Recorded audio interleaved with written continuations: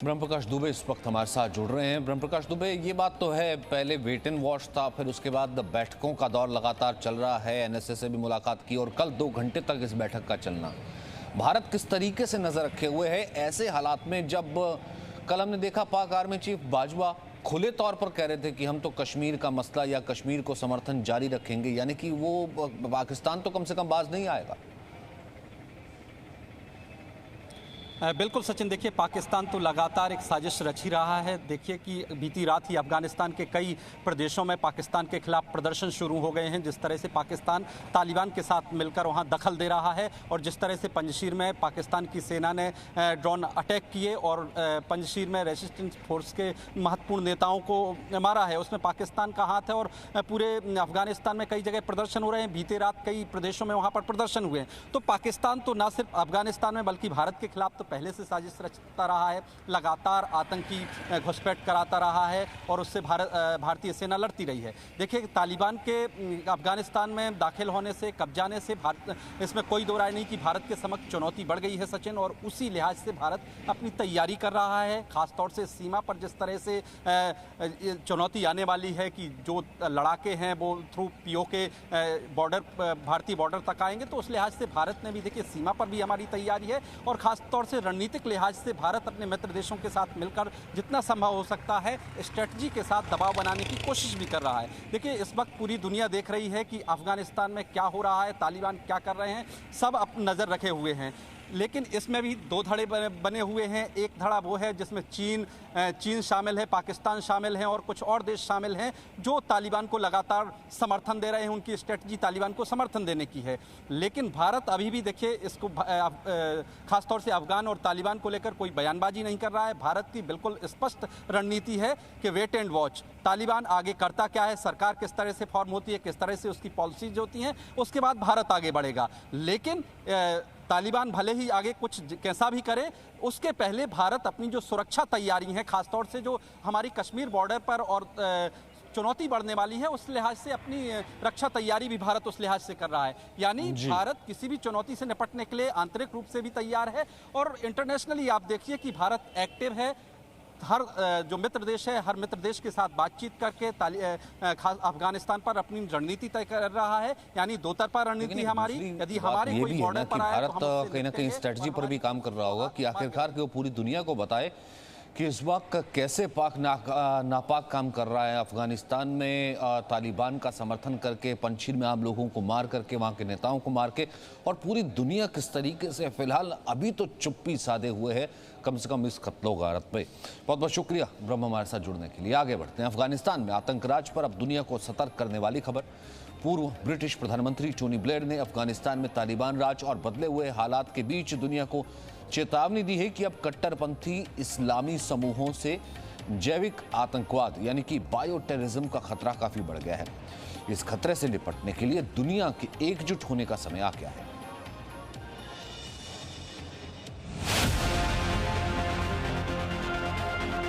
अफगानिस्तान में आतंक का राज। आतंक राज पर सबसे बड़ी चेतावनी। अब की बार जैव हथियार से वार। अफगानिस्तान में तालिबान राज लौटने के बाद क्या आपने ब्रिटेन के पूर्व प्रधानमंत्री टोनी ब्लेयर की ये चेतावनी ध्यान से सुनी? टोनी ब्लेयर ने आतंकी संगठनों की तरफ से बायो टेररिज्म के खतरे की आशंका जताई और दुनिया को आगाह करते हुए कि इससे निपटने के लिए अब हमें ठोस तरीके ढूंढने होंगे। We need also to assess our vulnerability. COVID-19 has taught us about deadly pathogens. Bioterror possibilities may seem like the realm of science fiction, but we would be wise now to prepare for their potential use by non-state actors. Tony Blair इतने पर ही नहीं रुके। इसके बाद उन्होंने कट्टर इस्लाम से मिल रही चुनौती के बात कही। In my view, Islamism, both the ideology and the violence, is a first-order security threat, and unchecked, it will come to us, even if centered far from us, as 9/11 demonstrated. Tony Blair ने ये बड़ी बातें America में 2001 में हुए 9/11 के आतंकी हमले की 20वीं बरसी के मौके पर लंदन में आयोजित एक कार्यक्रम में कही। चेतावनी देते हुए यह भी कहा, चरमपंथी इस्लाम के बढ़ते खतरे को ऐसे ही अनदेखा नहीं किया जा सकता। टोनी ब्लेयर की इस चेतावनी में अब यहां ध्यान देने वाली बात क्या है वो समझिए। टोनी ब्लेयर ने बायो टेररिज्म की आशंका जताने के लिए कोरोना की बात की है। कोरोना वायरस, जिसके बारे में शुरू से संदेह है कि यह चीन का एक जैविक हथियार हो सकता है। हालांकि इसकी पुष्टि तो नहीं हुई है, लेकिन इस वायरस से कितनी तबाही अब तक मच चुकी है ये दुनिया जान चुकी है। और ब्लेयर को लगता है कि आतंकवादी संगठन अब आगे चलकर इसी तरह के जैविक हथियारों का इस्तेमाल हमलों में कर सकते हैं। ब्यूरो रिपोर्ट, जी मीडिया। वहीं पंजशीर तालिबान विरोधी गुट का आखिरी गढ़ था, लेकिन लगता है अब ये आखिरी किला भी ढह गया है। जिस समय तालिबान पंजशीर की राजधानी बुज़ारक पर कब्जा कर रहा था, तब अफगानिस्तान में मौजूद हमारे अंतर्राष्ट्रीय न्यूज चैनल पियोन के संवाददाता अनिस मलिक पंजशीर में ही मौजूद थे। पंजशीर कैसे देखते ही देखते तालिबान के कब्जे में चला गया, इस पर आप पंजशीर से देखेंगे हमारे संवाददाता अनिस मलिक की एक्सक्लूसिव ग्राउंड रिपोर्ट। मेरे अक़ब में जो साइन है ये कहता है गुड बाय काबुल।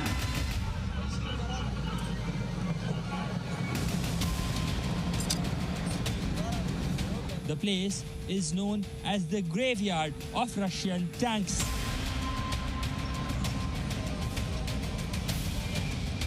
काबुल से 150 किलोमीटर दूर मौजूद है अफगानिस्तान का पंजशीर प्रांत। ये तालिबान विरोधी नॉर्दर्न अलायंस का आखिरी गढ़ है, लेकिन अब ये किला भी लगभग ढह चुका है। मेरे अक़ब में जो साइन है ये कहता है गुड बाय काबुल। इस साइन से इस पॉइंट के बियॉन्ड पंजशीर की जो वादी है वो तकरीबन 100 से ज़ायद kilometre, to be precise 102 kilometre दूर है, जो 2.5 घंटे की मुसाफत पर यहाँ से मौजूद है। काबुल से परवान प्रांत के चारिकार तक का रास्ता करीब 1.5 घंटे का है, लेकिन रास्ते में सुनसान सड़कें ये बताने के लिए काफी हैं कि कुछ 100 किलोमीटर आगे पंजशीर को लेकर कितनी भयानक लड़ाई छिड़ी हुई है। यहाँ से एक रास्ता पंजशीर के लिए जाता है और एक बगराम एयरपोर्ट की तरफ जाता है। Where I'm standing, it's in Charikar in Parwan. मैं इस वक्त परवान प्रांत में खड़ा हूँ। मेरे दाहिने तरफ पर बहुत जगह है जहाँ पर तालिबान और पंजहेरी लोगों के बीच मध्यस्थता की बातें हो रही थी, और मेरे बाईं तरफ वो जगह है जो बगराम एयरवेज की तरफ जाती है।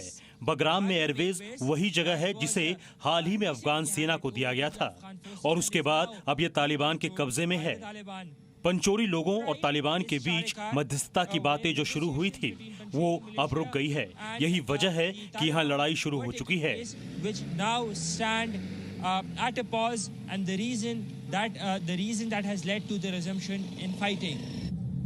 चारिकार से 30 किलोमीटर और काबुल से 2 घंटे की दूरी पर जबल सराज शहर है, जो दोनों तरफ से ऊंचे पहाड़ों से घिरा हुआ है।